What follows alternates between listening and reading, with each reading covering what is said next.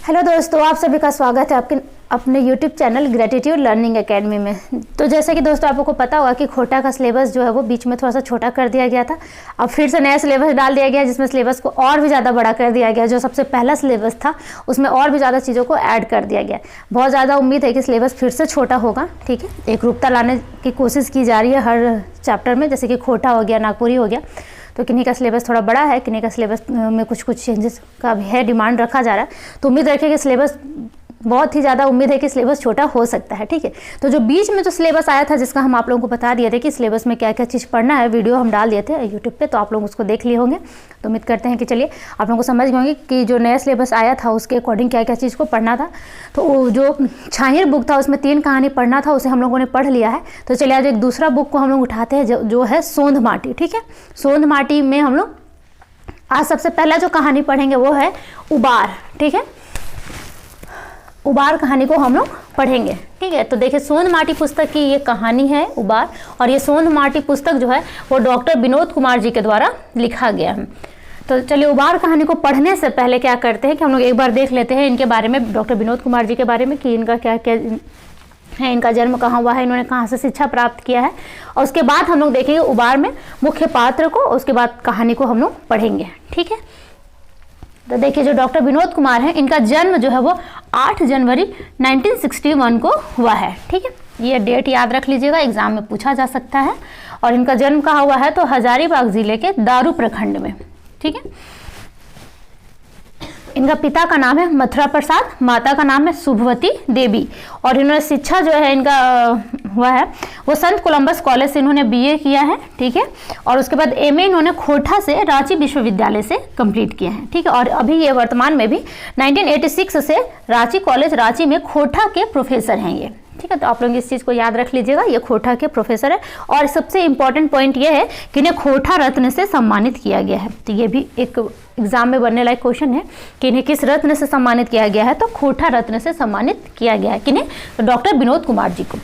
चलिए अब जो ये उबार कहानी है, उबार कहानी देखिए खोटा में जितने भी कहानियाँ अभी तक हम लोगों ने पढ़ा, जैसे छाहिर में भी जो हम लोगों ने 3-4 कहानियाँ जो भी पढ़े हैं, और अभी जो आज हम उबार कहानी को भी पढ़ेंगे, तो इसमें मेनली कहानी क्या है कि एक ग्रामीण इलाके क्षेत्र के आसपास जो किसान हैं उनकी जो आर्थिक स्थिति है वो कैसी है। आर्थिक स्थिति कमज़ोर होने की वजह से उनका जो पारिवारिक स्थिति है, जो परिवार में वो रहते हैं, उस परिवार के लोगों की स्थिति किस प्रकार से, उनके कम पैसे होने की वजह से उनका परिवार का जो तंगहाली में जीवन है वो किस तरह से चल रहा है, और इस चीज़ से वो किस प्रकार से उबार पाना चाहते हैं। उबार कहने का मतलब हो गया कि इस चीज़ से बाहर निकलता, सफलता पाना चाहते हैं। बोलते ना कि अरे ये काम हो जाता मेरा तो हम इस जीवन से उबार पा जाते हैं। मतलब कि होता है कि मोक्ष, एक तरह से कह सकते हैं कि मोक्ष का प्राप्ति हो जाना, उबार का मतलब यही है।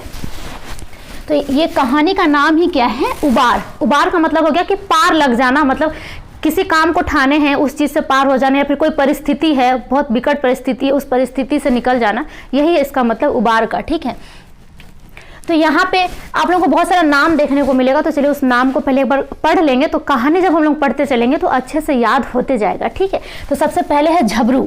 झबरू कौन है? तो एक गरीब किसान है। ठीक है, यहाँ इसलिए नाम पहले ही आप लोग को लिख दिया है ताकि इनके बारे में मैं बताते चलूँ तो आप लोगों को याद होते जाए। ठीक है, झबरू क्या है? एक गरीब किसान है जिसको देहात के जो खोटा भाषा में उन्हें टुटपुंजिया किसान कहते हैं। मतलब इसके पास जो कुछ पूंजी वगैरह जो है वो अच्छे से नहीं है, गरीब किसान है, इसके पास कुछ भी अच्छे से नहीं है। बिहारी क्या है? तो झबरू का एक बेटा है। ठीक है, किसका? इस किसान का ये बेटा है बिहारी। और यहाँ पे 2 नाम है, पर्वतिया और सुनिया। ये दोनों ही कौन है? तो झबरू की बेटियां हैं। ठीक है, पर्वतिया और सुनिया ये दोनों बेटियां हैं। ठीक है, झबरू है, झबरू का एक बेटा है बिहारी, बिहारी की 2 बहनें हैं, पर्वतिया और सुनिया। ठीक है, तो इस झबरू के 3 बच्चे हैं। एक है तिलका कुम्हार, देखिए इनका नाम आएगा जब हम कहानी को पढ़ेंगे तब। और एक गणेश और महेश। ठीक है, देखिए ये जो खोटा होता है उसमें गणेश इस तरह से लिखता है, जबकि आप लोग देखेंगे कि हिंदी में जो हम लोग गणेश लिखते हैं वो उसका स्पेलिंग कुछ और होता है। ठीक है, गणेश और महेश ये 2 गाँव के ही व्यक्ति हैं। और बुधना, ठीक है, बुधना भी एक क्या है? एक और किसान है, ये भी गाँव का एक और किसान है। ठीक है, चलिए तो यहाँ तक आप लोगों ने समझ लिया कि कहानी में इन सभी पात्रों का नाम जो है वो बार बार आने वाला है और कहानी इन्हीं के बीच में घूमेगी। ठीक है, तो आप लोगों को कहानी में इन सभी का नाम अच्छे से याद रहना चाहिए। जैसे कि एग्जाम में पूछ लिया जाएगा कि झबरू कौन है, उबार कहानी में झबरू कौन है, झबरू के ला गए, तो एक टुटपुंजिया किसान ला गए, एक गरीब किसान ला गए, इस तरह से क्वेश्चन आ जाएगा। ठीक है, पर्वतिया और सुमिया के है, तो पर्वतिया और सुमिया कौन है? झबरू की बेटियां हैं। ठीक है, इसी तरह से बिहारी की बहनें हैं, ये इस तरह से सवाल बन सकता है, तो याद रख लीजिएगा यहाँ तक। चलिए अब कहानी को हम लोग रीडिंग करते हैं। उबार आदमिक लस्तंगा आदमियत से हेवे है, आदमी उदार हेवे है तब देवता है, और नीच हेवे है तब शैतान है, आदमी विरीतीय है। मतलब कि अगर आदमी का जो संगत का पता चलता है कि वो इंसान कैसा है, उसके व्यवहार से ही पता चल जाता है। अगर थोड़ा सा अगर उदार अगर उसके स्वभाव में है तो उसको देवता माना जाता है, अगर उदारता नहीं है तो वो क्या हो जाता है? शैतान मान लिया जाता है। बोलते हैं ना इंसान को ही कि क्या शैतान जैसा करा, कुछ हरकत की वजह से उसका शैतान उसको बना दिया जाता है, और अच्छे व्यवहार की वजह से उसे देवता का नाम दे दिया जाता है। ठीक है दोस्तों, चलिए अब आगे पढ़ते। मकिन का शहर का गांव आज ईर्षा दोष काला कुविचार तनी बेसी ले बाढ़ गेलक। यहाँ पे देखिए कुछ कुछ शब्द जब आएंगे तो उसका हम यहाँ पे कोशिश करेंगे कि आप लोगों को उसका हिंदी मतलब बताने का, ताकि आप लोगों को अच्छे से कहानी याद हो जाए। मकिन का शहर का गांव आज ईर्षा दोष काला कुविचार तनी बेसी ले बढ़ गेलक, इंसानी जिंदगी दैव रहल है। इसका मतलब यह हुआ दोस्तों कि मकिन का मतलब हो गया कि क्या अब शहर गांव सब एक जैसा हो गया है। यहाँ पे लिखा हुआ कि आज ईर्षा दोष का मतलब हो गया है कि जो बोलते हैं ना कि किसी को देख ईर्षा होना, जलना, मतलब अंदर ही अंदर कुढ़ना, तो ये ईर्षा दोष काला कुविचार, काला मतलब होता है लड़ाई झगड़ा का माहौल, कुविचार का मतलब हो गया कि अच्छा विचार किसी के प्रति नहीं रखना। तो ये सब क्या बहुत ज्यादा ही क्या है बढ़ गया है। इंसानी जिंदगी दैव रहल है, मतलब इंसान का जो जिंदगी है वो क्या हो रहा है कि दबते चला जा रहा है। और ये सब चीजें जो बहुत तेजी से बढ़ रही है, किसी दूसरे को आगे बढ़ते हुए देखकर जलन का भावना आना, किसी दूसरे को आगे बढ़ते हुए नहीं देख पाना, किसी दूसरे के लिए अच्छा विचार नहीं आना, ये अब पहले ऐसा शहरों में सिर्फ देखा जाता था, लेकिन अब ये चीजें जो है वो गांव में भी आम बात हो गई हैं। ठीक है, इकर पाछे जे कारण हेतै मुदा आज जब साइंस बढ़लक, बुद्ध और ज्ञान अगुवालक, तकर ताता ताही में गाँव के रहवैया के दशा में कोनो सुपट सुतार नाय भेलक। गाँव के आगू अगुवाए में देश अगुवा तक मगुर कालक है। देखिए अब यहाँ पे इस लाइन का मतलब ये है कि अब ये सब चीज़ें जो भावनाएं जो गांव में भी देखने को मिल रही हैं, इसके पीछे कोई भी कारण होगा, पता नहीं क्या कारण है इसके पीछे, लेकिन जहां आज साइंस तरक्की करी है, आप लोगों को पता होगा कि साइंस अभी पहले की तुलना में अगर आप पीछे 50 सालों में जाए और अभी आए तो आप लोगों को देखने को मिलेगा कि इन 50 सालों में, इन 10-20 सालों में बहुत ही ज़्यादा साइंस क्या हुआ, डेवलप हुआ है। लोग जो है वो और भी ज़्यादा बुद्धिमान हो रहे हैं, नई नई चीज़ों का आविष्कार तेज़ी से हो रहा है। तो वही चीज़ यहाँ पे बोल रहे हैं कि साइंस बढ़लक, बुद्धि और ज्ञान में बढ़लक, मतलब ये सब सभी चीज़ बढ़ रहा है। लेकिन इसके बावजूद भी क्या हो रहा है कि कोई फर्क ही नहीं पड़ रहा लोग को कि साइंस क्या तरक्की है। साइंस का तरक्की होने के बावजूद भी इंसान का जो सोच है उसमें तरक्की अभी भी नहीं हो पाया जिस स्तर पर होना चाहिए। ठीक है, लेकिन इसके कारण भी गांव के लोगों में किसी भी प्रकार का कोई अच्छा जो है वो चेंज जो है वो नहीं हुआ है, मतलब कि कुछ ज़्यादा परिवर्तन नहीं हुआ है। अब यहाँ पे जो कहना चाह रहे हैं कि गाँव आगू अगुवाई में देश अगुवा तक मगुर कालक है। इसका मतलब ये हुआ कि अगर कहीं पे भी अगर तरक्की आपको करना है, किसी जगह को आप लोगों को डेवलप करना है, तो सबसे पहले क्या है कि गाँव के क्षेत्र को आपको सबसे ज़्यादा क्या करना पड़ेगा, डेवलप करना पड़ेगा, क्योंकि गाँव के ही लोग निकल कर शहर की ओर जाते हैं। तो ये बोला कि अगर गांव तरक्की करेगा तभी एक देश तरक्की कर सकता है, लेकिन किस तरह से। अब वही जो है वो लेखक वो जवाब मतलब कि सवाल कर रहे हैं कि किस तरह अगर गांव तरक्की होगा तभी देश का तरक्की होगा, मतलब लेकिन किस तरह। झबरू जैसे टूटपुंजिया किसान के ढाढ़स तोड़ के, ढाढ़स का यहाँ का मतलब हो गया हिम्मत। ठीक है, एक वर्ड आ गया ढाढ़स, ढाढ़स का मतलब होता है हिम्मत। ठीक है, वही लेखक कह रहे हैं कि किस तरह से तरक्की होगा। झबरू जैसे गरीब किसान के ढाढ़स तोड़ के, आरो ना तो गरीब पढ़वैया छवा डहर काट के, अगर नहीं तो गरीब किसान का ढाढ़स तोड़ के, या तो फिर जो पढ़ने वाले बच्चे हैं उनका हिम्मत तोड़ के। ठीक है, उनका हिम्मत तोड़ के बोले, उनका डहर काट के मतलब उनका रास्ता काट के, उनको पढ़ाई लिखाई के रास्ते पे आगे नहीं बढ़ने देके, क्या इस तरह से गाँव तरक्की होगा? ये लेखक का सवाल है। अब आगे पढ़ते हैं कि क्या है कहानी में। गोटे गाँव में झबरू एक टूटपुंजिया किसान रहे। मैंने आप लोगों को पहले ही बता दिया कि झबरू कौन थे, एक टूटपुंजिया किसान, एक गरीब किसान। ना कोनो बेस नियर हार कोदार डागर गरु और ना कोनो पीठ पार। यहाँ पे देखिए एक हार कोदार का मतलब आ गया लिखा हुआ। ठीक है, हार कोदार, इसका मतलब हो गया, हार मतलब हो जाएगा हल और कोदार का मतलब हो जाता है कुदाल। ठीक है, आप लोग देखे होंगे अभी भी जो है वो कहीं कहीं देखेंगे गांव में अभी भी ट्रैक्टर का जो है प्रचलन बहुत ही कम है। बहुत सारे ऐसे गांव हैं जो कि अभी भी बहुत ज़्यादा पिछड़े हैं, वहाँ पे ट्रैक्टर के द्वारा जो खेतों की जुताई होती है वो नहीं होती है। वहाँ पे अभी भी बैल, कुदाल, ये सभी चीज़ों का प्रयोग किया जाता है। ठीक है, तो वही बोला कि जो झबरू है वो किसान है, उसके पास टुटपुंजिया किसान है, उसके पास ना तो अच्छा हल बैल है, ना ही उसके पास हल कुदाल है अच्छा। डागर गरु का मतलब हो गया कि हल बैल कुछ भी इसके पास अच्छा से नहीं है। असगरे है झबरू मगुर करेजा सूप भैर। अब यहाँ पे जो है कि झबरू जो है वो गरीब है, ठीक है, लेकिन उसका कलेजा जो है वो सूप भर। आप लोग देखेंगे कि गाँव में या फिर घर में भी देखेंगे जिसमें चावल को पछड़ा जाता है उसको सूप कहते हैं, ठीक है। तो वही बोल रहा है कि उसका जो कलेजा है वो सूप भर, मतलब उसका जो हृदय है, कलेजा है, वो बहुत ही बड़ा है। गाँव में किसान परिकृतिक पहलवान है कत। अब देखिए यहाँ पे परिकृतिक का पहलवान कहने का मतलब हो गया कि जो गांव का किसान है वो प्रकृति का पहलवान है। कहा जाता है ना कि किसान ही धरती का सीना चीर के फसल उगाता है और सभी लोगों का पेट किसान ही भरते हैं। तो वही बोला कि प्रकृति का पहलवान कौन है, तो गांव का किसान है। कि अगर कबूत कुबैत जे ओखनी पछाड़ता, मतलब लेकर कहना चाह रहे कि सबसे बड़ा पहलवान अगर इस प्रकृति में कोई है तो वो है किसान। और किसी में इतना कुब्बत मतलब कि होता है, किसी में इतना हिम्मत नहीं है कि इनको पछाड़ सके, ठीक है। पानी और हवा साथ दे ले किसान एक छाती चाकर है जाहन। मतलब अगर पानी और हवा बोला जाता है ना, पानी हवा ये सभी जो है वो किसान के बहुत ही अच्छे मित्र टाइप के होते हैं। अगर ये पानी और हवा अगर सही टाइम पे हो जाए तो किसान की फसल जो है वो बहुत अच्छी पैदा होती है। तो वही बोल रहे हैं कि पानी हवा साथ दे ले किसान एक छाती चाकर है जाहन। छाती चाकर होने का मतलब होता है सीना चौड़ा हो जाना।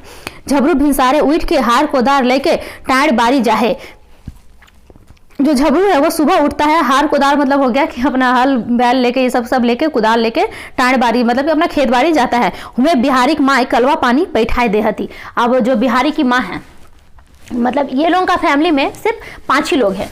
कौन कौन है, तो ये झबरू खुद है, उनका एक पत्नी है और उनका 3 बच्चा है, ठीक है। तो ये 5 लोग का उनका फैमिली है, ठीक है। तो वही पानी कलवा का मतलब हो गया दोपहर का खाना जो है वो बिहारी का मम्मी पहुंचा देती है। किसके लिए, तो झबरू के लिए, ठीक है। उगला से डुबला तक दुयो बेगैत बारी झाड़ी ओझराइल रहे हैं। अब उगला से डुबला का मतलब हो गया, उगला का मतलब हो गया सूर्योदय और डुबला का मतलब हो गया सूर्यास्त। सूर्योदय से लेकर सूर्यास्त तक, सुबह से लेकर शाम तक ये लोग क्या करते हैं, खेत में ही काम करते रहते हैं, ठीक है। अपने ही बारी का काम में क्या रहते हैं, उलझे रहते हैं। घाम चुआ रहल हत। घाम का मतलब होता है पसीना, ठीक है। घाम का मतलब होता है पसीना।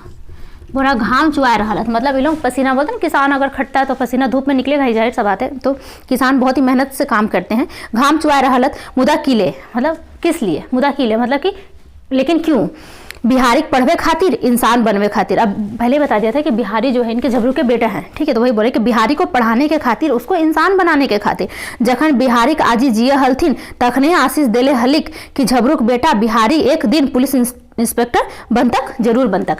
अब देखिए जब ये झबरू की जो माँ है वो जिंदा थी, जो कि बिहारी की दादी थी, वो झबरू को आशीष दी थी, मतलब कि आशीर्वाद दी थी कि तुम्हारा बेटा जो बिहारी है वो एक दिन आगे चलकर पुलिस इंस्पेक्टर जरूर बनेगा। ऐसा वो आशीष दी थी जब झबरू का बेटा बिहारी बहुत ही ज़्यादा छोटा था, तभी ही। इसीलिए क्या कर रहे हैं, झबरू जो बहुत मेहनत करके अपना बेटा को पढ़ा लिखाने के लिए खेत बाड़ी में खुद ही बहुत ज़्यादा काम कर रहे, खट रहे हैं, ठीक है। तो इनको आशीर्वाद कौन दिया था, तो आजी मतलब हो गया दादी, ठीक है। यहाँ पे लिखा हुआ आजी, आजी का मतलब होता है दादी।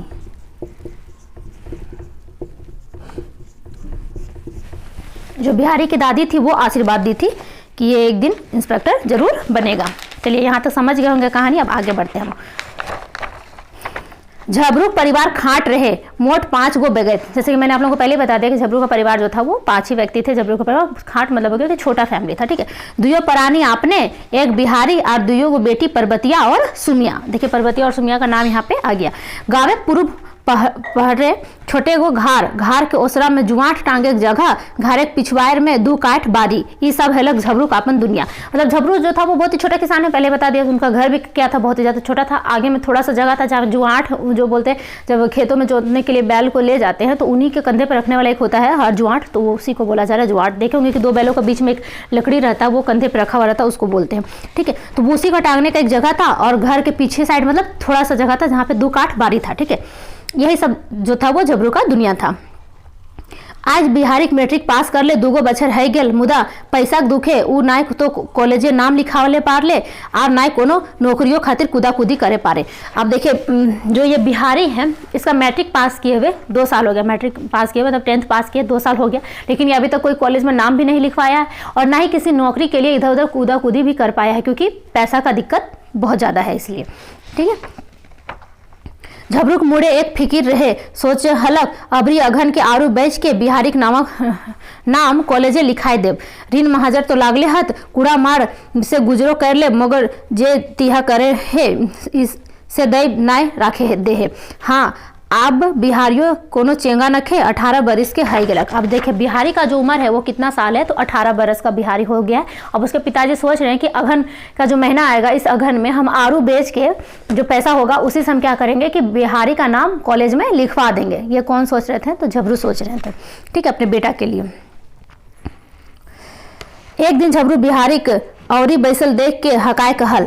अब देखिए झबरू जो है वो अपना बेटा बिहारी को देखा कि वैसे ही बैठा हुआ है, तो उसको बुला के बोले कि बेटा बैसले काम नाय, हिंदे हुंदे रिरकले काम नाय चले, बेटा तनी कुन टरो टिसने कर ले, चाय पकौड़ी भैट जुगाड़ है जित लो।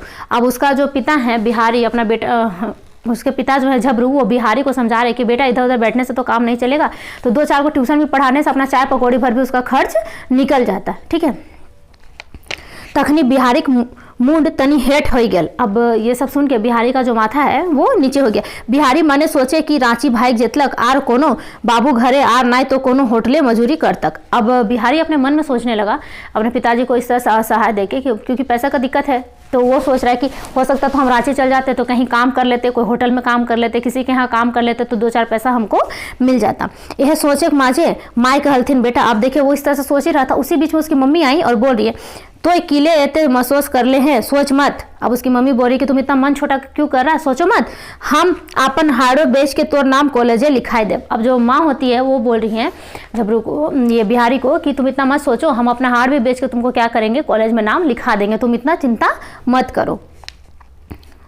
अबरी बछर झबरू किस्मत चमचमाए लागलक, आरू ऐसन उपजल कि गोटे परिवार के मन अवलास से भर गेलक। अब देखिए इस बार जो है वो आरू का जो पैदाइश है वो बहुत ही ज़्यादा अच्छा हुआ, ठीक है, पैदावार उसका बहुत ज़्यादा हुआ, तो जिस वजह से उनका पूरा परिवार जो था वो बहुत ज़्यादा खुश था, उल्लास से भरा हुआ था। बिहावे तो आरो उल्लास से अघाई गेलक, मतलब अब वो भी बहुत ही ज़्यादा खुश था। मुदा गाँव में एक के बढ़ोतरी दूसरे बड़का ईर्षा कारण है जा है, तकरो पर गरीब के सब दुश्मन हेवे है। देखिए अब यहीं से कहानी का मेन जो है वो पार्ट जो है वो शुरू हो रहा है। इतना दूर तक तो आप लोगों को झबरू का क्या कंडीशन है वो बताया गया, झबरू का जो घर का स्थिति है वो कैसा है, उनके बच्चे पैसे की वजह से नहीं पढ़ पा रहे हैं, यहाँ तक जो स्थिति था वो झबरू का फैमिली का था। अब झबरू का जो खेती था जिसके भरोसे वो बैठा हुआ था कि आरू बेच के बेटा का नाम कॉलेज में लिखवा देंगे, उसका पैदावार भी बहुत अच्छा हो गया। अब कहानी का मेन मुद्दा यहाँ से शुरू हो रहा है कि कहानी का क्या है आगे वो आपको समझ में आते जाएगा। तो वही बोल रहा है कि जब कोई इंसान का अच्छा कुछ होता है तो दूसरा कोई उसका तरक्की को नहीं देख पाता है, वही चीज़ यहाँ पे समझाने का मतलब कोशिश किया जा रहा है। कहलो हथी माछी खोजे घाव और बादी खोजे दाव, इसका ये एक पहेली हो गया, आप लोग इसको याद रख लीजिएगा। माछी खोजे दाव और बादी खोजे घाव, इसका मतलब हो गया कि देखते होंगे कि घाव वाव जो हो जाता है कहीं पे तो उसमें मक्खियां जो है बहुत तंग करती हैं। उसी तरह से जो बादी मतलब हो गया कि दुश्मन जब होते हैं तो वो दाव देखते हैं कि कब आप पे किसी प्रकार का हमला करने का उनको टाइम मिले, ठीक है। एक जमाना हेल तखन घरे घरे रामायण वेद पुराने चौपाए गावे हलत, ओकर शिक्षा पर ध्यान दे हलत, मकिन आज कहाँ गाँव में मिलतक। मतलब बोल रहे कि एक टाइम पे ऐसा था कि गांव में क्या होता था कि घर घर में रामायण महाभारत ये सब चीज़ का जो है वो पाठ पढ़ाया जाता था, पुराण पढ़ाया जाता था, वेद पढ़ाया जाता था। लेकिन अब वो सब टाइम जो है वो ख़त्म हो गया। आप लोग क्या करते हैं, बस एक दूसरे से ईर्ष्या का भाव रखते हैं, यहाँ तक कि एक दूसरे से अच्छे से बात तक नहीं करते हैं, ठीक है।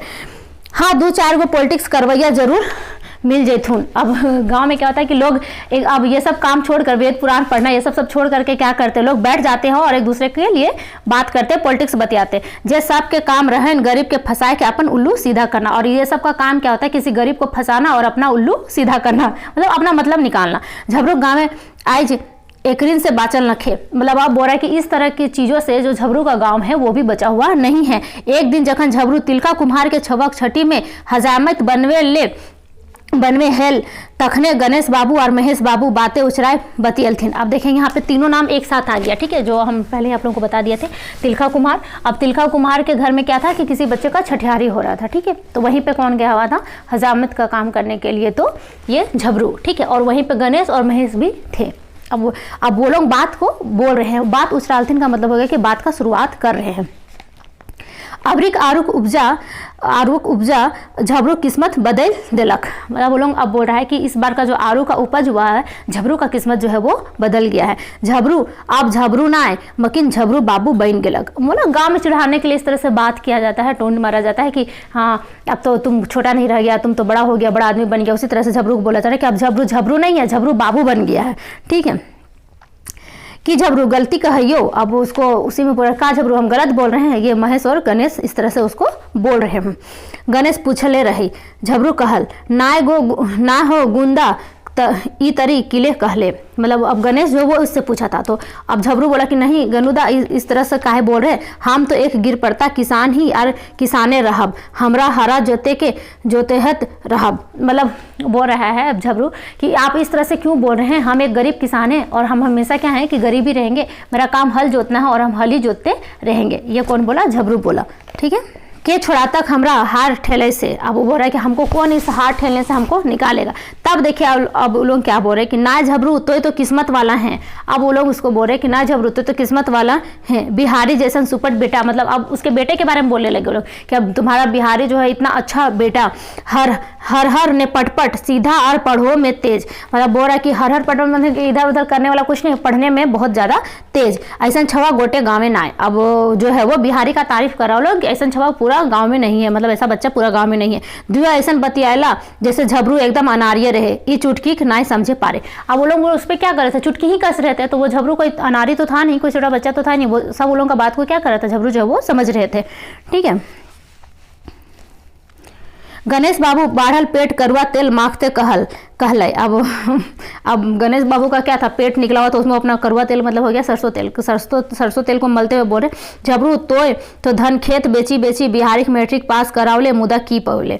अब उसको अब देखते होंगे कि गांव देहात में अक्सर ऐसा होता है कि जो बच्चे पढ़ने में तेज होते हैं उनको जब अपने माता पिता किसी भी तरह से पढ़ाते हैं तो दूसरे लोगों को बहुत ज़्यादा जलन होता है, बोलते हैं क्यों पढ़ा रहे हो इस तरह से। तो वही बोला कि तुम तो धान खेत बेच के झबरू को पढ़ाया, लेकिन क्या फ़ायदा हुआ, क्या पाया तुम, ये धंधा रहले तो भिखमंगा हो जीबे। अब देखिए उसको सिखा रहे हैं किसको, तो झबरू को, कि बिहारी को तुम इतना पढ़ाया लेकिन क्या फ़ायदा, तुम अगर यही धंधा रहा तो तुम क्या हो जाएगा, भिखमंगा हो जाएगा।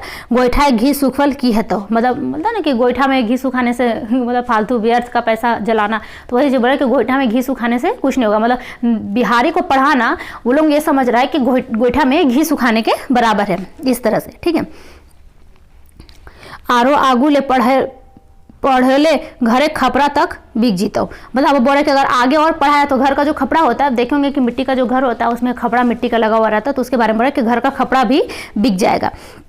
आज काल नरो नौकरी कोनो ठेकान ना है, जे पढ़ाने के बाद टटका नौकरी पकड़ लेते हो। मतलब वो लोग बोल रहे हैं कि आजकल नौकरी का भी कोई ठेकान नहीं है कि पढ़ाने के बाद तुरंत जो है वो नौकरी मिल जाए। ठीक है हमरिन जान रहल ही कि तोर छोड़ा साइंस में बेसी मन ध्यान लगावे है, मुदा साइंस आगू जाए के आरो सकत हो जाए। अब देखिए यहाँ पे बात पता चल रहा है कि जो ये बिहारी है उसे साइंस पढ़ना ज़्यादा अच्छा लगता है। तो उसी के बारे में लोग बोल रहे हैं कि हम लोग जानते हैं कि तुम्हारा बेटा जो बिहारी है उसको साइंस पढ़ने में ज़्यादा मन लगता है, लेकिन साइंस आगे जाकर और क्या हो जाता है कि टफ हो जाता है, तो उसमें पढ़ाने में बहुत ज़्यादा पैसा का खर्च होगा। टुटपुंजिया खातिर साइंस नखे इंजीनियर डॉक्टर का कौड़ी में बने हैं। तो मतलब अब वो लोग बोल रहे हैं कि इंजीनियर और डॉक्टर, साइंस अधिकतर जो लोग पढ़ते हैं वो इंजीनियर और डॉक्टर ही बनते हैं। तो वही बोल रहे हैं कि साइंस पढ़ाना इतना आसान नहीं है, इंजीनियर और डॉक्टर जो है वो कौड़ी में नहीं बनते हैं, लाखों लाख की संपत्ति चाहिए। बोल रहा है कि तो एक कमाए वाला सब बैठवैया खाए वाला। मतलब उसको बोल रहे झबरू को लोग कि तुम एक कमाने वाला और सब बैठकर खाने वाला। ठीक है यदि बिहारी तनी 2-4 पैसा की मदद करे पारतो तब तो तोर अन्न आने खेतो से ले बिहारी कोनो दौरी दुकाने लगाए दी, हमरिन नाय चाहिए कि तो तंगहाल हो जो। अब लोग इसको समझा रहा है कि तुम अपना बेटा को पढ़ाई लिखा छुड़वा दो, क्या करो कि किसी दुकान में काम पे लगवा दो, क्योंकि तुम्हारा जो है तंगहाली हम लोग देख नहीं सकते। ऐसा बात लोग कर रहा है जैसे कि उसका शुभचिंतक है, लेकिन असल बात तो कुछ और ही है। झबरू हजामत बनवल पूरा हो गलक, खैटला ले उठल, करुआ तेल के थापी लेलक, थापी लेके अपन डहर धारकल। मतलब कि अब जो है हजामत का काम जब पूरा हो गया, झबरू जो है वो अपना काम कंप्लीट कर लिया, तो उठा और सीधा अपना घर के तरफ निकल दिया। दिन भर काम करते थाकल फजाइल झबरू साँझ बेरा मेरा खैटला लाइन के बोर गाछे छाऊर तरे। आप देखिए दिन भर का काम से थका हुआ झबरू क्या किया कि अपना खैटला जानते होंगे किसको कहते हैं, खटिया देखे होंगे जो बनता है रस्सी से, उसका छोटा साइज जो होता है उसको खैटला कहते हैं। ठीक है, घर में होता है सभी का, देखे होंगे आप लोग गाँव देहात में। खैटला बिछवालक हुए ओगरी करे आयल बुधना जोरे बारी झबरू खेत से सटले रहे। मतलब अब यहाँ पे क्या हुआ कि जब वो खटला लेकर बिछा लिया नीम पेड़ के पास, यहाँ नीम पेड़ ही था ना, बोर पेड़ था, बरगद का पेड़। ठीक है, हुए ओगरी करे आयल बुधना जेकर बारी झबरू खेत से सटले रहे। अब देखिए यहाँ पे एक नाम मैंने आप लोगों को बता दिया था, बुधना जो एक और किसान था, इसका खेत जो है वो झबरू के खेत से ही क्या था, सटा हुआ था। ठीक है, तो वो वहीं पे क्या करता, ओगरी करने का मतलब जानते होंगे कि जानवरों से बचाने के लिए अधिकतर किसान जो होते हैं वो अपने खेत का क्या करते हैं, रखवाली करते हैं। ठीक है, तो वो वहीं पे ओगरी कर रहा था, कौन, बुधना। तो वहीं साथ में जाके क्या कर गया, झबरू भी बैठ गया। राम सलाम भेलक फिर डाड़े खोसल खैनिक चुनौती निकालना। डाड़े खोसल मतलब कमर में, डांड का मतलब होता है कमर। ठीक है, कमर में जो खैनी, जानते होंगे खैनी खाते हैं लोग, खैनिक चुनौती निकाला और एकरे मैधे बुधन से राय सलाह लिए नेति झबरू टोकल। एहो बुधन बिहारिक नाव कॉलेजे लिखवाले सोचले हेलू, हिंदर दूगो बेटियों छवा हत, बिहा शादी करे में कुछ जुगाड़ो चाहिए। मतलब अब होता ना कि अपने एक मित्र के जैसा उनका है, साथ में किसान है, तो उनसे अपना बातचीत कर रहे हैं कि झबरू का भी नाम लिखाना है कॉलेज में, मेरी 2 बेटियां भी हैं, उनका भी शादी ब्याह का भी बात हमको सोचना है और कुछ जुगाड़ो चाहिए। तखने बुधन कहले हेल, तो यदि बिहारिक नाम कॉलेजे लिखाए देवी तो सोना ले सुगंध है, तो काहे कि आज जे बुनबे से कायल काटबे। मतलब अब देखिए एक किसान है, वो किसान उसकी मनोदशा को समझ रहा है। वो बोल रहा है झबरू को कि अगर अपना बेटा का नाम अगर कॉलेज में लिखा देगा तो ये बहुत ज़्यादा अच्छा होगा। ठीक है, क्योंकि आज अगर तुम उसमें पैसा खर्च करेगा तो आज वो अगर अच्छा पढ़ लिख लिया तो कल नौकरी वोकरी पकड़ लेगा, तो तुम्हारे लिए वो अच्छा है। जबकि देखिए वही दूसरे तरफ जो थे गणेश और महेश, और वो लोग क्या उसको उल्टा सिखाते अपना बेटा को मत पढ़ाओ, कहीं दूसरे जगह पे काम लगा दो। जबकि एक किसान है वो सोच रहा है कि नहीं तुम उसको पढ़ाओ तो तुम्हारा आगे जाकर क्या होगा, वो अच्छा दिन आएगा। ठीक है, अब उसके बाद बड़ा बिहारिक जोड़ी पारिक छवा दिनेश प्रेम बिरजू कॉलेज जाहत। अब देखें यहाँ पे 3 नाम आया है, इसको भी आप लोगों को याद रखना है। दिनेश, प्रेम और बिरजू। ठीक है, ये 3 नाम है, ये तीनों क्या हैं, जो वो बिहारी के ही हम उम्र हैं, और ये तीनों क्या हैं कि कॉलेज जाते हैं। ठीक है, जाहत हुए असगरे छटाई के बिहारिये रह गेलक। मतलब वो रहा कि ये सभी तो जाते कॉलेज, अब बिहारी ही क्या है वो बच गेल। गवाती माई की कृपा हेतै तब जरूरे लिखाए जीते। अब बोल रहे कि गवाती माई मतलब होता है जो गांव में देवी माँ का जो पूजा होता है उसी के बारे में। गवाती माई का अगर कृपा होगा तो बिहारी का भी नाम जो है वो कॉलेज में लिखा जाएगा। झबरू तनी देर गुम रहल बादे कहलक, हाँ रे बुधन। अब ये सब बात जो है वो बुधन कह रहा था, तो अब झबरू उसका बात को सुना, उसके बाद थोड़ा देर के बाद बोल रहा, हाँ रे बुधन, काल हमार छौड़ा घरे खाले देखी के कपैस के कांदे हेल मगुर हम ढाढ़स दिलिए। अब देखिए कायल का मतलब हो गया कि कल जो उसका बेटा है, झबरू का बेटा है बिहारी, वो घर का हालत मतलब घर की स्थिति को देखकर कपैस का मतलब होता है कि कलप के रो रहा है। कांदे हल मगुर हम ढाढ़स दिलिए, बेटा धौर बांध आदमी सदो आपन ऊपर विश्वास करे चाहिए। मतलब आप बोल रहा है उसके पिता कि झबरू कि हम अपना बेटा को हिम्मत दिए कि बेटा हिम्मत रखो। आदमी जो होता है आदमी को हमेशा अपने ऊपर क्या होना चाहिए कि विश्वास रखना चाहिए। हमरी के एक अक्षर से भेंट नखे मुदा जानो ही कि सबले बड़का धन है संतोख, कहलो गेले संतोख के डायरे मेवा फरे है। मतलब कि उसका पिता जो है वो अपना बेटा को समझा रहा है कि तुम हिम्मत रखो, अपने आप पे विश्वास रखो। हम लोग एक अक्षर भी नहीं पढ़े हैं लेकिन हम लोग जानते हैं कि संतोष के डायरे मेवा फरे का मतलब हो गया कि जो व्यक्ति संतुष्टि करते हैं उनको आगे जाकर कुछ ना कुछ अच्छा मिलता है। बात फेर के कहला, हाँ बुधन भाई, यह महीना जाके ओकर नाम कॉलेजे लिखाई देव। यह बतियात चितियात में रात बढ़े लागलक, दुयो आपन बियारी खैला और फाटल लेदरा डिसाई के पटाई गेला। मतलब अब क्या हो गया कि बियारी का मतलब होता है रात का खाना, कलवा का अरे मैंने आप लोगों को बता दिया कि दोपहर का खाना को कहते हैं, और बियारी का मतलब होता है कि रात का खाना वो लोग खाया। और फाटल लेदरा का मतलब हो गया कि फटा चिटावा जो भी चीज़ बिछाने का चीज़ होता है उसको बिछाया और वो लोग क्या किए कि सो गए। ठीक है, रात में भला पुरवैया के सिरहिरी नींद औते देरी नाय, मुदा किसानक नींद अधचिकिए रहे है, ध्यान रहे लागल फसिल पर, सुअर तुअरेक डर, सेले कखनो हो हरियो देहत। मतलब कि पुरवैया हवा चल रहा था तो नींद अच्छा आ गया, लेकिन किसान को कभी भी क्या होता है कि अच्छा नींद नहीं आता, उनका नींद क्या होता है बीच बीच में टूटते रहता है कि कहीं कोई जानवर फसल खराब ना कर दे, खेत में ना आ जाए। इस वजह से वो लोग क्या हो रहे थे, बीच बीच में उठ जा रहे थे और बीच बीच में जानवर को भगाने का भी लोग कोशिश कर रहे थे।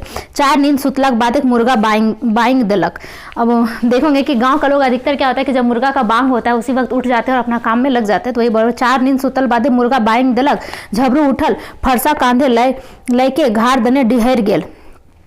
अब वो उठा और अपने घर के तरफ निकल गया। किले के ओकरा तो मेलानो खोले के रहे, मेलानो खोले के रहे मतलब कि अपना जो घर में जो थोड़े मोड़े जानवर थे उनको वो लोग क्या करता है खोल के थोड़ा सा उन लोगों को चराने का काम वो लोग करते हैं। ठीक है। आज पश्चिम पहटे मेलान खोले के रहे, चराउत रहे बेसे, मुदा ओन्हो रहिन गेनसेक बाबूक धन खेती, गहूम कर सीजन रे हरियारी गुंज मारे। अब क्या था, उसको पश्चिम की तरफ अपना जो जानवर था उसको मेलान खोलना था, ठीक है, और उसको चराना था। लेकिन क्या था, उधर ही के साइड में किसका खेत था, तो गणेश बाबू, जो गणेश बाबू यहाँ पे मिले थे आप लोगों को, वही गणेश बाबू का खेत था वहाँ पे, ठीक है। और उनका खेत में क्या लगा हुआ था, तो गेहूँ लगा हुआ था, और गेहूँ जो था वो बहुत ही ज़्यादा हरा भरा था। अभी गेहूँ लगा हुआ जो था। गणेश बाबू और महेश बाबू गाँव मानिन आदमी रहत, सगरे से भरल पुरला, मतलब उन लोग जो थे वो बहुत ही ज़्यादा मतलब कि क्या थे, मानिन आदमी का मतलब हो गया कि उन लोगों का बहुत ज़्यादा मान था, बहुत पैसे उसे वाले थे, ठीक है, और उन लोगों का बहुत ज़्यादा नाम था। भरल पुरल था, सब कुछ भरा पूरा था। पुराना बीए मकिन रहत घुरपेच, मतलब वो लोग पुराना बीए किया था, लेकिन घुरपेच का मतलब होता है ना कि घुरा फिरा के किसी से भी पैसा उसा ऐठना, किसी को भी फंसा देना किसी चीज़ में, वही चीज़ का यहाँ का घुरपेच कहते हैं हम लोग के इधर के भाषा में, कि किसी को भी किसी दूसरे काम में उलझा के उससे पैसा ठगी का काम करना, ये सब काम उन लोगों का था। दूसरे को बढ़े देखनहार नाय, मतलब दूसरे को आगे बढ़ते हुए देखना नहीं चाहता। वो ऐसा अधिकतर लोग के साथ होता है, जो अपने से अपने बड़े होते वो किसी दूसरे को बड़े बनते हुए देखना नहीं चाहते हैं। बीरू रहे बीड़ साहूकार के बेटा। अब देखिए यहाँ पे एक और नाम आया है बीरू, जो एक साहूकार का बेटा था। साहूकार का बेटा था कौन, ये बीरू। ये नाम अब जितना आते जाएगा उसको याद रखते चलिएगा, ठीक है। तीनियों को कते कते फंसाए के, तीनियों कते कते फंसाए के एक के चार बनवहत, मतलब ये लोग जो है लोगों को फंसा फंसा के, ये गणेश, महेश और ये बीरू, ये तीनों ही फंसा फंसा के लोगों को तीन का चार बनाता है, मतलब कि पैसा लेता है और एक का चार बनाता है। इस तरह का लोग है। गाँव पॉलिटिक्स गाँव रंग उड़ाए दे है, नरक बन जाए गाँव जिंदगी। अब जहाँ आप रहिएगा वहीं पे अगर पॉलिटिक्स करिएगा तो वो वहाँ का जो एरिया है वो बिल्कुल ही खराब हो जाता है, वो क्या हो जाता है, नरक बन जाता है। दूसरा दिन झबरू पश्चिम पहटे मेलान खोलक। अब झबरू जो है वो दूसरा दिन पश्चिम की तरफ अपना मेलान खोल दिया, मतलब जानवरों को खुला छोड़ दिया चरने के लिए। गणेश बाबू डेगत आए के झबरू से रगाए कहल, झबरू तो तनी संभार के मेलान खोलल कर, तोर बरदा कायल खोर हमार गहूम खाए गेलो। अब बरदा का मतलब होता है, बरद का मतलब हो गया बैल, ठीक है। भरत का मतलब क्या हो गया दोस्तों, तो बैल। अब उसको आके डांट रहा है कौन, तो गणेश, कि तुम गुस्सा से उसको बोल रहा है कि तुम अपना संभाल के अपना मेलान खोलर करो, तुम्हारा जो बरद है, तुम्हारा जो बैल है वो कल मेरा गेहूं खा गया, गेहूं को खा गया।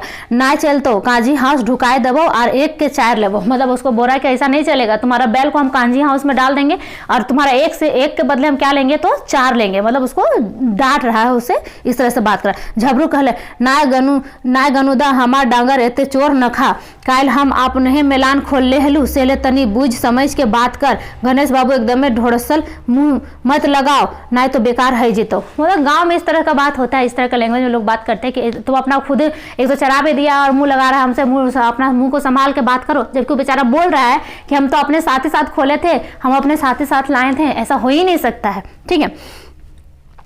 दूसरे दिन बीरू और महेशक बाबू कान में ये खबर मिल गया। अब बीरू कौन था, तो ये साहूकार का बेटा था, और महेश, इन दोनों के कान में ये खबर चला गया, ठीक है। ओखनिक छाती तो ऊंचा है गिलन, अब उन लोगों को तो दाव मिल गया, उन लोगों को तो और छाती ऊंचा हो गया। एगो मछली और फैर के परल ओखनिक जाल पर, अब मछली उनके जाल पर फंसने वाली, इस तरह को उनको लगा। फिन का बीरू और महेश अधरतिये उठ के झबरुए के गुहाले से डांगर खोल गणेश बाबू गेहूं खेते हाँक दलथिन। अब देखे वो बेचारा का खेत में गया नहीं था, अब उसको जानबूझ के ये लोग क्या किया, जो ये बीरू हैं और ये महेश है, ये दोनों मिलकर क्या किया कि उसके रात में, आधा रात में जाकर उसका जो डांगर का मतलब है, जो भी जानवर, गरु बैल ये सब जो भी चीज़ थे, उनको खोल कर क्या किया कि जानबूझकर गणेश का जो खेत था जहाँ पे गेहूं लहलहाया हुआ था उस खेत की तरफ उसको हाँक दिया, मतलब उस तरफ उनको छोड़ दिया खुला चरने के लिए। ठीक है, आधा रात में बिहान भेले गणेश बाबू भयखर दिलथिन, मतलब कि अब उसको क्या खबर मिल गया कि सुबह उठते साथ किसको, गणेश तो दाव खोज ले हेल बुले हेल मिल गेलक बेस दाव। अब वो तो दाव खोजते चल रहा था, उसको अच्छा दाव भी मिल गया। अपन खेते कूदा कूदी केलक आर चरल देखी के मुड़े हाथ धरी लेलक। अब वो देख लिया अपने खेत में चरते हुए, और वो तो ये भी देख लिया कि ये जो डांगर है, मतलब ये जो गाय बैल जो भी है ये किसका है, तो ये तो सब झबरू का है। ठीक है, अब वो माथा में हाथ रख लिया, हाय रे गहूम झबरूक बरत गेहूं खाए के अघाए बैसल हत। अब वो बोल रहा है कि अब तो इसका जो जानवर है वो तो मेरा गेहूं खा के अघा के बैठा है, मतलब पेट भर लिया और बैठा हुआ है। उन्हें झबरू उठल तो बेरा सरे, अब झबरू उठ के उठा तो थोड़ा मतलब कि बेरा उग गया था, मतलब कि सुबह से थोड़ा सा ऊपर का टाइम हो गया था। गुहाले गेल मुदा हुआ बरद न रादत। अब वो उठा और अपना सबसे पहले गुहाल की तरफ गया। देखेंगे कि किसान लोग अधिकतर जब सुबह में सो के उठते हैं तो सबसे पहले उठने के बाद वो अपने जहाँ पे जानवरों को बांधते हैं तो सबसे पहले वहीं जाकर देखते हैं कि मेरे सभी जानवर सही सलामत है ना, वो कहीं इधर उधर तो नहीं चले गए। तो वो भी अपने जानवर को देखा तो वहाँ पे उसको बैल दिखे ही नहीं, टुकुर टुकुर देखे लागल। अब वो सोचने में पड़ गया कि मेरा बैल गया तो गया कहाँ, बेचारा गाल चले लागल उन्हें जने रोजे जाहला। अब खोजते खोजते जाने लगा उधर जिधर उसका बैल डेली जाता था। एक डेग ऐसा उठवे जैसन कोनो अनाथ विधवा थाना फरियाद करेले जाए रहा है। अब बहुत ज़्यादा वो टेंशन के तरह, जैसे कि ऐसा चल रहा था जैसे कोई विधवा जो है वो थाना में फरियाद के लिए जा रही है, उस तरह से। गणेश बाबू खेते आटते मगर झबरू हाय मुँह कान काठ बन गेलक। अब जैसे ही वो पहुंचा गणेश का खेत के तरफ तो देखा कि उसके जानवर तो वहीं बैठे हुए। अब वो लकड़ी की तरह सुन पड़ गया कि अब होगा क्या, क्योंकि कल ही उसको तो चेतावनी दे दिया गया था कि तू अपना जो है संभाल के अपना जानवर को खोलना, और आज तो उसका सारा जानवर उसका खेत चट कर चुका है। गणेश के मुँह आग कर बरसा। अब जो गणेश उसको देखा और पूरा आग बरसने लगा, मतलब वो गुस्सा से मतलब बहुत ज़्यादा वो बोलने लगा।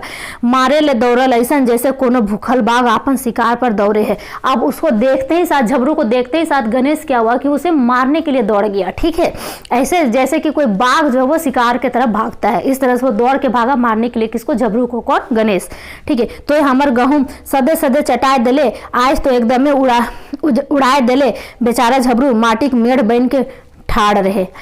अब वो 1000 गो गाली सुनलक। अब इतना में क्या हो गया, बहुत ज़्यादा वो गाली सुना। आर तो आर अपन बरद के कसाय नियर ढढ़ावे तो देखी आँखी के लोर लाइन झबरू बेचारा सिसकी लिए लागल। अब वो तो इतना गाली सुना ही, इतना बात सुना ही, लेकिन गुस्सा से जो है वो गणेश उसके जो बरद उसके बैलों को खूब पीट रहा था। उसको देखकर उसको और भी ज़्यादा मन में क्या हुआ, बहुत ज़्यादा तकलीफ हुआ, और वो क्या होने लगा कि उसके आँख से लोर गिरने लगा, मतलब आंसू गिरने लगा, और वो बहुत ज़्यादा सिसक के रोने लगा, क्योंकि जानवरों से बहुत ज़्यादा प्रेम होता है। अब उसके लिए वो क्या होने लगा, बहुत ज़्यादा रोने लगा। बरद आप कांजी हाउस के चौखट पर झबरू पर पंचायतों केस कर दिलक। अब क्या हो गया कि जो जानवर था इसका कांजी हाउस पहुंच गया, ठीक है, जहाँ पे जानवरों को रखा जाता है, और उल्टा इसके ऊपर क्या हुआ कि पंचायत भी इसके ऊपर क्या कर दी, तो केस कर दी। ठीक है, उन्हें झबरू घरे हालत दिनों दिन खराब होवे लागले। अब इतना चीज़ हो गया, इसके ऊपर केस भी हो गया, पंचायत इस पर केस भी कर दिया, इसका बरद कांजी हाउस पहुंच गया, तो और इसका क्या हो गया, घर का स्थिति जो वो दिनों दिन और भी ज़्यादा खराब होने लगा। बिहारी का सपना खाटी सपना बन रह गेल। अब बिहारी का जो सपना था कि हमको कॉलेज में नाम लिखाना, वो भी सपना उसका पूरा नहीं हो पा रहा था। मुदा 4 दिन बीतल बादे बीरू मांझा मांझी रही के ओखनिक मैदे पंचायत व्यवस्था करा दिलक। अब 4 दिन जैसे बीता तो ये जो बीरू है, जो कि एक साहूकार का बेटा है, यह क्या किया कि इन लोगों के बीच में एक पंचायती कराने का व्यवस्था कर दिया। ठीक है, किसके बीच में, गणेश और झबरू के बीच में। ठीक है, दोनों दने से बाही लूटे ले, मन एक सांपों मर जाए और लाठियों ना टूटे पारे। जबकि यही बीरू जो था वो महेश के साथ मिलकर उसका जानवर को आधा रात में खोल दिया था, और अब यही देखिए कि सांप भी मर जाए और लाठी भी ना टूटे, वो वाला काम करने के बाद मध्यस्थता कराने का काम ये बीच में आकर इन लोगों का करने का कोशिश कर रहा है। ठीक है, पंचायत करावे का झबरू को निसाफ दियावे में 20 गो रुपये झबरू से घूस ले लख। अब बोला झबरू को कि हम तुमको इंसाफ दिला देंगे, तुम 20 गो रुपया क्या करो, हमको घूस भी दे दो। तो ये घूस कौन लिया था, तो यही बीरू लिया था। ठीक है, किससे, तो झबरू से लिया था। घूर एतबार गाँव में हेट टोला बोर गाचे छाऊरे तरे पंचायत बैसल। अब जो हेट टोला था उसमें बोर गाछ के नीचे, मतलब बरगद पेड़ के नीचे क्या हुआ कि पंचायत बैठा। पंच के मुख रहे बीरू और महेश। अब देखिए चोर जो है वही यहाँ पे क्या है, जो न्याय कराने वाले हैं, जिन्होंने इस गलत काम को किया वही यहाँ पे न्याय दिलाने का भी काम कर रहे हैं। और जो इस पंचायत का जो मुखिया थे, मतलब मुख्य थे, ये 2 ही लोग थे, बीरू और महेश। ठीक है, दुयोग आपन आपन आरजू सुनबे मौका मिलक, आखिर में गुना झबरू पर उतरल। अब क्या हुआ कि दोनों अपना अपना बात रखा, झबरू भी रखा अपना बात और गणेश भी अपना बात रखा, लेकिन क्या हो गया कि जो गुनाह जो वो झबरू पर उतर गया। 200 रुपया हर्जाना लगाए दिलथिन। अब उसके ऊपर हर्जाना कितना का लगा दिया गया, तो 200 रुपया का। ऊपर से डाइट के कहलथिन कि झबरू आपसे मेला नाय खोल तक, बेचारा झबरू 200 रुपया कहाँ से लान तक, गोड़े मुड़ पकड़ल मुदा कोनो लाभ नहीं। अब वो सोचने लगा कि हम 200 रुपये कहाँ से देंगे, वो पंचायत के लोगों का पैर पकड़ने लगा कि हम कहाँ से इतना पैसा देंगे, लेकिन कोई सुनने वाला तो था नहीं। झबरू मने कल्पल आर सोचे बिना कसूर के उसाबिन हमरा सतवे लागल हथी। अब जो है झबरू वो सोचने लगा कि वो लोग हमको बिना कसूर का ही क्या कर रहा है कि सता रहा है, भगवान तो कहाँ सुतल है। अब वो भगवान को याद करने लगा। होता है ना कि इंसान को जब बुरा वक्त आता है तो भगवान को याद करता है कि इतना चीज़ मेरे साथ बुरा हो रहा है, लेकिन भगवान कहाँ सोए हुए, कुछ तो सुनो। उस तरह से बोला कि भगवान कहाँ सुतल है, जबर आदमी जबर बात, कोनो दोष कर ले कोनो दोष ना, आज नाय हो तक पंच परमेश्वर। मतलब कि अब वो रहा है कि इस तरह का बात है कि अब हम जिसका दोष नहीं है उस पर दोष मर दिया जा रहा है, जबकि हम ऐसा किए नहीं, लेकिन ये चीज़ मेरे पे हो रहा है। ये झबरू सोच रहा है। झबरू अपन घर बारी गहकी लगा के 500 रुपया में बेच दिलक। अब देखिए यहाँ पे क्या हुआ, बेचारा झबरू जो सोचा था कि मारू बेच के बेटा को पढ़ाएंगे, उसका लास्ट में क्या हुआ कि उसका घर द्वार बारी खेत सब कितना में बिक गया, तो 500 रुपया में उसका ये बिक गया। क्योंकि उसके ऊपर तो 200 का क्या था, 200 का तो उस पर जुर्माना लग गया था।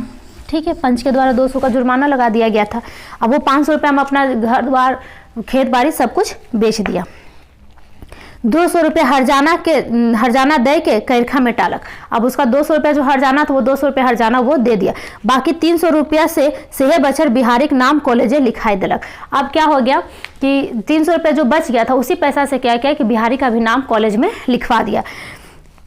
आइए के परीक्षा में बिहारी प्रथम आयल और गुरुओं के लव पालक। अब जब बिहारी का नाम कॉलेज में लिखा दिया गया तो बिहारी क्या हुआ कि प्रथम श्रेणी से, मतलब फर्स्ट डिवीजन से वो पास कर गया। आइए, ठीक है, इंटर।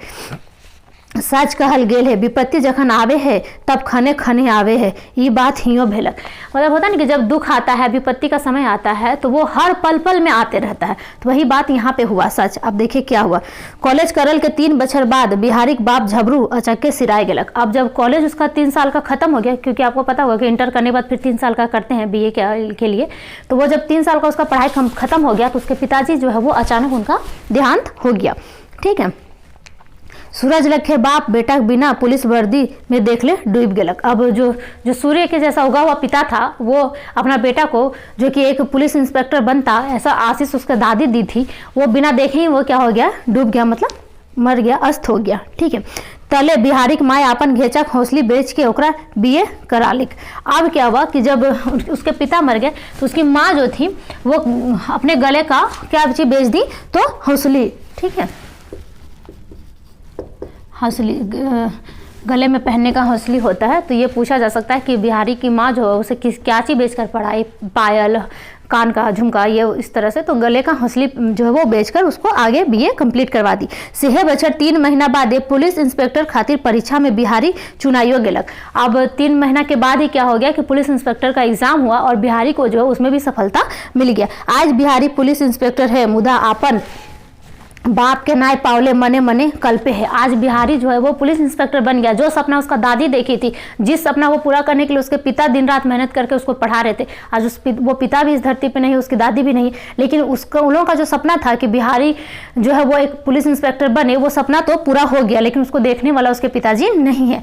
आज बाप रहतल मुदा अब की झबरू सपना पूरा हो गेल है, ओकर मोरलोहो उबार है गेलक। जेकर आँखें गड़े हल ओकर आरो आँख फूट गेल, आज दुश्मनों सहिया में बदल गेल। मतलब क्या हुआ कि जैसे ही झबरू को बिहारी को सफलता मिल गया, जब बिहारी पुलिस इंस्पेक्टर बन गया तो उसका पिता का जो सपना था वो पूरा हो गया। मतलब इनका जो फैमिली जो इतना विपत्ति स्थिति में था, बहुत ही खराब स्थिति में था, अचानक से फैमिली का जो है वो उबार हो गया। मतलब फैमिली जो है वो अच्छी स्थिति में आ गई, परिवार जो है वो अच्छी स्थिति में आ गया, लेकिन पिताजी देखने वाले नहीं थे, फिर भी क्या हो गया, इनका उबार हो गया। दुखों से तो उबार हो ही गया। अब क्या है कि जिनका आंख गड़ता था उनका आंख और फूट गया। होता है ना कि बहुत लोग आपको तरक्की करते हुए नहीं देखना चाहते, लेकिन अगर आप तरक्की कर लेते हैं तो उनका आंख जो होता है वो और फूट जाता है, और जो दुश्मन रहते हैं वो भी क्या हो जाते हैं, मित्र बन जाते हैं। वही बोले कि आज दुश्मनों क्या हो गया, सहिया बन गया। सहिया का मतलब हो गया दोस्त बन गया। तो दोस्तों उम्मीद करते हैं कि कहानी बहुत ही अच्छा था, आप लोगों को बहुत अच्छा लगा होगा। इसका ऑब्जेक्टिव क्वेश्चन आप लोग जरूर बना लीजिएगा, क्योंकि एग्जाम में बहुत ही ज़्यादा सवाल पूछे जाएंगे। ये पर्सनली ये सब कहानियाँ जो है वो मेरे बहुत ही ज़्यादा फेवरेट कहानियाँ हैं, और ये बहुत ही ज़्यादा मेरे दिल के करीब है, क्योंकि इन कहानियों से बहुत कुछ आप लोगों को सीखने का मिलेगा। देखिए अभी जो सरकार है वो कुछ तो करती नहीं है, कितने मुश्किल से स्टूडेंट पढ़ते हैं। हम जितने भी स्टूडेंट हैं खासकर झारखंड के, ये बहुत ही मेहनत से, क्योंकि झारखंड आप लोगों को पता होगा कि बहुत ही पिछड़ा हुआ राज्य है। यहाँ पे इतना सारा सब कुछ है, खनिज है, संपदा है, फिर भी झारखंड जो है वो पिछड़े राज्यों में आता है। यहाँ पे स्थिति उतनी अच्छी नहीं है, यहाँ पे बहुत ही मेहनत करके एक स्टूडेंट पढ़ता है, लेकिन सरकार की जो है वो मनोदशा बिल्कुल ही विपरीत है स्टूडेंट को लेकर। आप लोग देखते होंगे कि दिन पर दिन धरना और बढ़ रहा है, सब चीज़ हो रहा है। तो इस बीच में भी पढ़ाई जारी रखिए, पढ़ते रहिए। चलिए फिर मिलते हैं अगले क्लास में। धन्यवाद, अपना प्यार बनाए रखिए।